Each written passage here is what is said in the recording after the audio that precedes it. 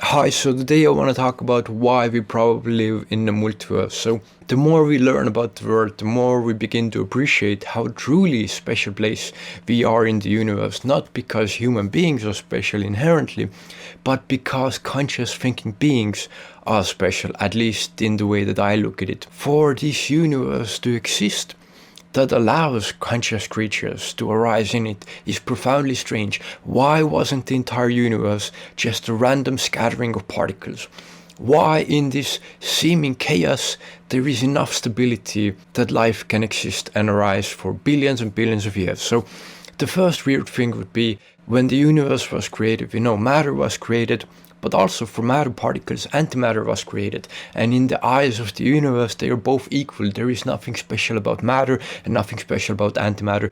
They're the same thing. There is this symmetry in nature. So actually, it's kind of weird that antimatter exists, but in another way, not that weird, because as we'll find out later, the universe in total is supposed to have zero total energy. That's right, the entire cosmos of billions of galaxies with billions of stars, all having total of zero energy. And somehow that makes sense in physics. So for some reason there was this asymmetry in the creation of matter. So for the creation of every, let's say, billion particles of antimatter, there was the creation of billion and one particles of matter. Just to give you the scale, so this is gonna be a theme in this ranting video. So there's this really tiny asymmetry, but that gives rise to an entire universe. So for a billion and one particles, for this one particle in a billion difference, that makes our entire universe. So then we have laws of physics, we have gravity. If gravity were too weak, then galaxies would fall apart, then stars couldn't exist in the form they're in. If gravity was too strong, then stars would burn up too quickly. Or in the extreme, all matter in the universe would collapse back into a black hole. And that is not the universe we see. The universe we see has gravity that is perfectly balanced to give rise to galaxies and stars and planets and this environment that we are able to be in. Strange that this happened to be the way it is, but gravity also seems to be finely tuned for stable stuff to happen. Then, of course, is the periodic table of elements, chemical elements. Why isn't the entire universe just some random scattering of particles, like I said before? Why don't we have a universe just full of photons and electrons?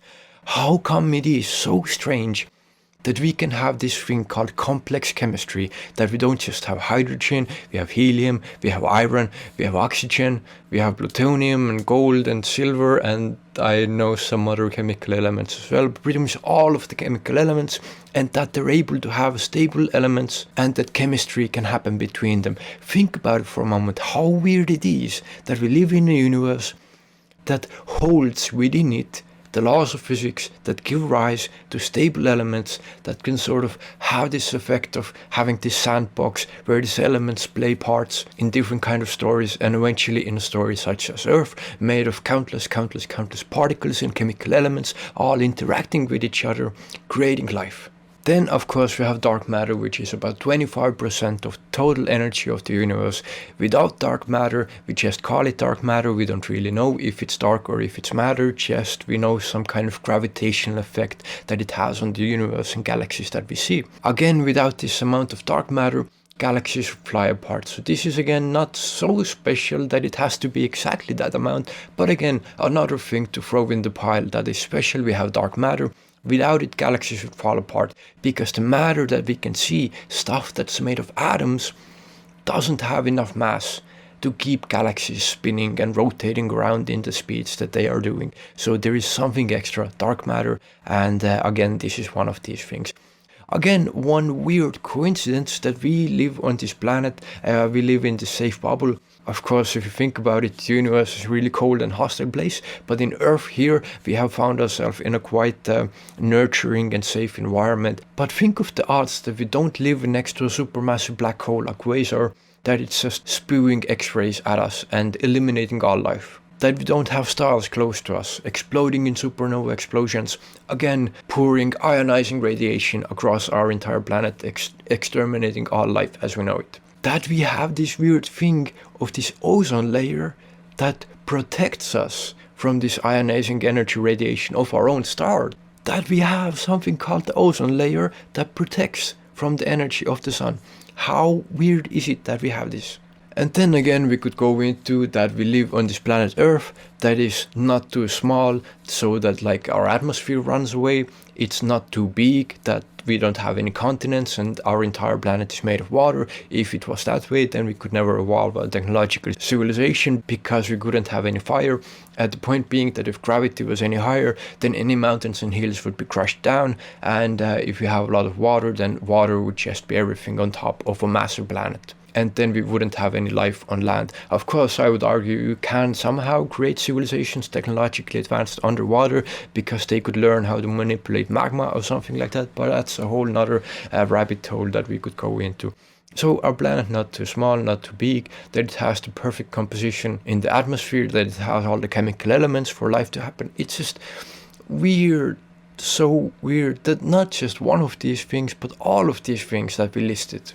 And trust me, there are so many more things that I forget right now, but there are so many more things that make it just so unlikely for life to exist, for anything to exist in the universe. I mean, even that would be amazing if we had a universe that just had stars in it. Even that is a miracle, that it's not just a bunch of particles or radiation, that it has some possibility of objects to form, and then let alone planets, and let alone chemistry. And for chemistry to be stable enough in this environment that is chaotic otherwise, that it lasts long enough for billions of years for life to arise and we being here as conscious creatures, that is just absurd. And so, like, how do you explain it? And this is like the point of the video. How do you explain it? And I would say that the most obvious explanation is that we live in the multiverse. The entire reality and existence has infinite amount of universes bubbling off from each other, from some kind of mother of all Big Bang. We don't know. It's such an interesting topic of the idea of the mother of Big Bang. Like one day, if we could truly grasp like the fabric of the nature of reality, like what it really is. We just live in our own bubble and we learn these laws of physics. But there's an immense amount more, like an infinite amount more that we still do not know. I don't think we're anywhere near the end of our exploration. On the other hand, I don't underestimate the power of intelligence.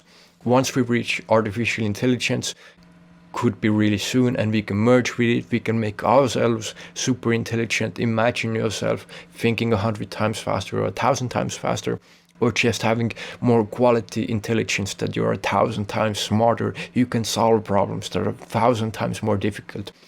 What breakthroughs could we make then in science? And then I believe at some point it might be possible for us to break through of our bubble, even though we exist in our bubble, to understand what might be outside of the bubble. So we can learn enough about the fabric of the universe in our own bubble to know something about the grander reality around us. Like, you know, going to a scale where stuff in our own universe is just, you know, chance and lottery. It's boring, but where are we floating in?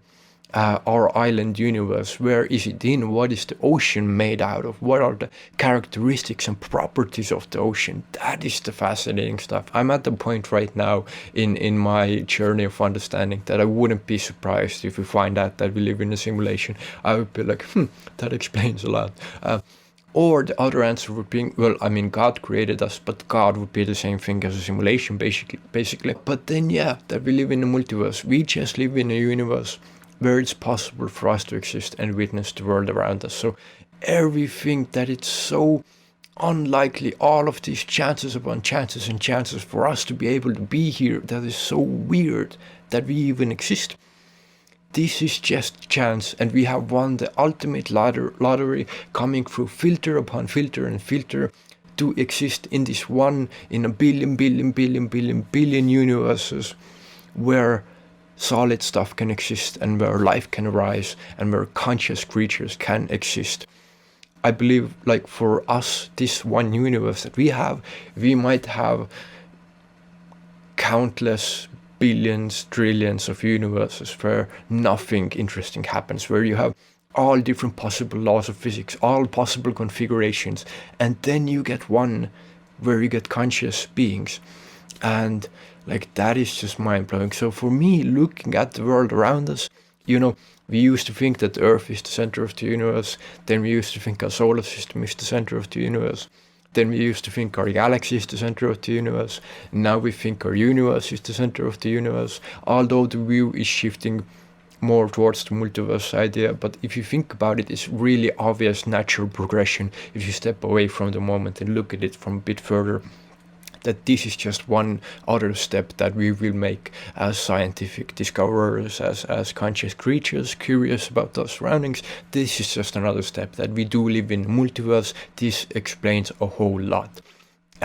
Otherwise, there's a lot to explain. Even if we are in a simulation, that would still give so many questions about where do they live, so that doesn't explain a whole lot, although that would just be a profoundly interesting fact about the nature of our existence. So this is just what I wanted to talk about. I hope that this gave you some ideas and why I think, to me, it's quite obvious that we do live in a simulation. No, that we live in one universe of infinitely many universes.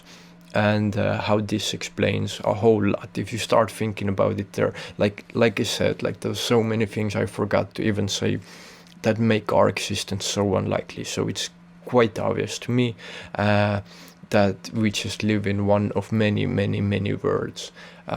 So we're lucky to be here. We take it for granted. It's amazing how for granted we take it. And if you think about that, we are the survivors of untold billions of other universes where nothing could happen, or something almost happened but wasn't able to last long enough, or whatever, and we survived.